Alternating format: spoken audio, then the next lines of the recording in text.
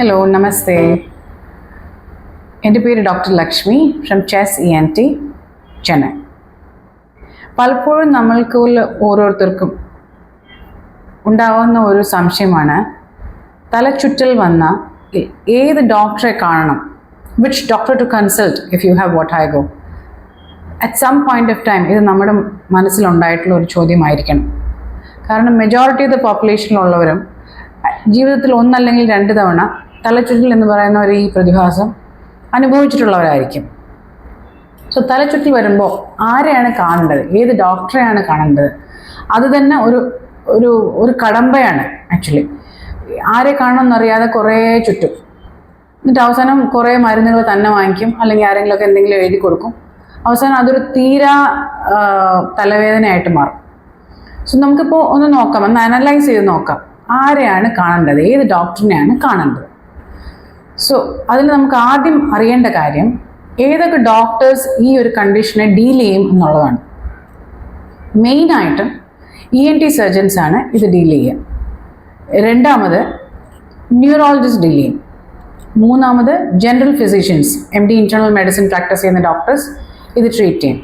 നാലാമത് ഓർത്തോപെഡീഷ്യൻസ് ചെയ്യാറുണ്ട്. So let see എന്തൊക്കെ സിംറ്റംസ് ഉണ്ടെങ്കിലാണ് നിങ്ങൾ എവിടേക്ക് പോകേണ്ടതെന്ന് നോക്കാം. Let's analyse ENT situation.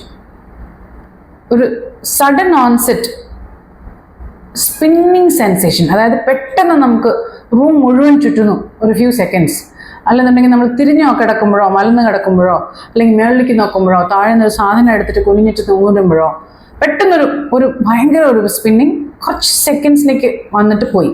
അത് കഴിയുമ്പോൾ ഓക്കെ ശരിയായി, കുഴപ്പമില്ല ഇത് തോന്നുന്നു.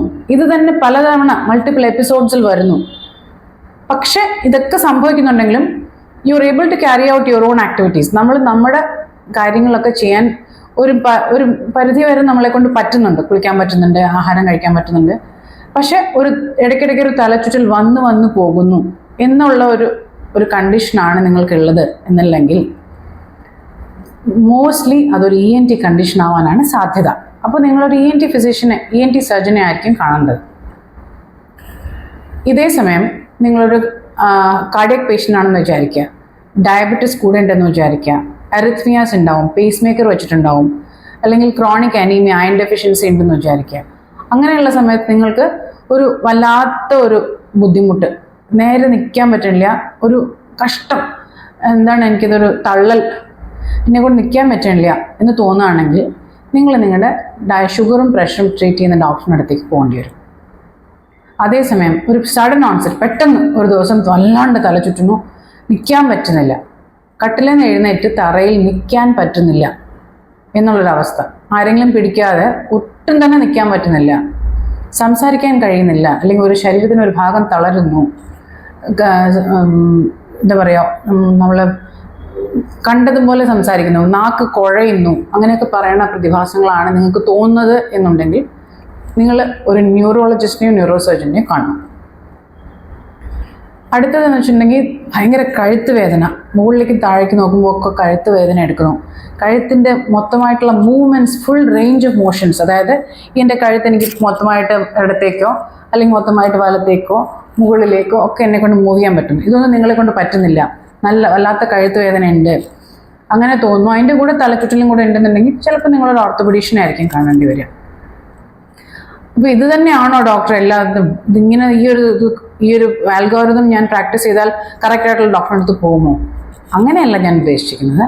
അതായത് നിങ്ങൾ ഈ ഒരു ആൽഗോരിതം ഫോളോ ചെയ്ത് ആ ഡോക്ടറിൻ്റെ അടുത്തേക്ക് പോയാൽ ആ ഡോക്ടർ നിങ്ങളോട് പറയാൻ പറ്റും ഇത് അവരുടെ കേസാണോ അല്ല മറ്റുള്ള ആളുടെ കേസാണോ എന്ന് അവർക്ക് നിങ്ങളെ ക്ലിയർ കട്ടായിട്ട് ഗൈഡ് ചെയ്യാനും കൂടെ പറ്റും. അതിനുവേണ്ടിയാണ് ഞാൻ പറയുന്നത്, മനസ്സിലായില്ലേ? ഓർത്തോപെഡീഷ്യൻ കാണുമ്പോൾ പുള്ളിക്കാരന് മനസ്സിലാവും, അല്ല ഇത് ഓർത്തോ കോസ് ഓഫ് ഗിഡിനസ് ആയിരിക്കത്തില്ല, നിങ്ങളൊരു ENT ഡോക്ടറെ കാണും എന്ന് പറഞ്ഞാൽ നിങ്ങൾക്ക് കറക്റ്റായിട്ട് ENT ഡോക്ടറിൻ്റെ അടുത്ത് പോവാം. മനസ്സിലായില്ലേ? ഓവർ ദ കൗണ്ടർ ഡ്രഗ്സ് വാങ്ങി കഴിക്കുന്നതോ അല്ലെങ്കിൽ വേറെ മറ്റ് മരുന്നുകൾ വേറെ ആരെങ്കിലും പറഞ്ഞിട്ടോ ഫോണിൽ പറഞ്ഞിട്ടോ എനിക്ക് തലച്ചുണ്ടായിരുന്നു അപ്പോൾ എനിക്ക് ഡോക്ടർ ഇതാ തന്നേ, ആ മരുന്ന് കഴിച്ചു എനിക്ക് ശരിയായി എന്നൊക്കെ പറഞ്ഞുള്ള മരുന്നുകൾ കഴിക്കാതിരിക്കുക. അങ്ങനെയുള്ള കാര്യങ്ങൾ ചെയ്യാതെ കറക്റ്റായിട്ട് ഏത് ഡോക്ടറിനെ കാണേണ്ടതെന്ന് മനസ്സിലാക്കി ആ ഡോക്ടറിൻ്റെ അടുത്തേക്ക് പോവുകയാണെങ്കിൽ നമ്മൾക്ക് ഒരുപാട് ചുറ്റേണ്ടി വരില്ല. പലപ്പോഴും ഈ തലചുറ്റൽ എന്ന് പറയുന്ന സാധനം ENTയെ സംബന്ധിച്ചോളം, ഞാനൊരു ENT സർജൻ ആയത് കാരണം ENT സംബന്ധിച്ചിടത്തോളം പലപ്പോഴും ഒരു ഏറെക്കുറെ ഒരു 50-60% വരെയും നമുക്കത് മെനൂവേഴ്സിൽ കൂടെ കറക്റ്റ് ചെയ്യാൻ പറ്റുന്നതായിരിക്കും. മരുന്നോ ഗുളികയോ ഒന്നും വേണ്ടി വരത്തില്ല. ഒരു മാജിക് പോലെ അതിനെ ട്രീറ്റ് ചെയ്യാൻ പറ്റും. പക്ഷെ അതിൻ്റെ കാരണം കണ്ടുപിടിക്കാൻ നമ്മൾ ആ ഡോക്ടറിൻ്റെ അടുത്ത് ചെല്ലണ്ടേ ആദ്യം. സോ അതുകൊണ്ടാണ് ഞാൻ ഇതൊന്ന് വിശദീകരിക്കാമെന്ന് വിചാരിച്ചത്. ഇത് നിങ്ങൾക്ക് ഉപകാരമാവുമെന്ന് വിചാരിക്കുന്നു. Thank you.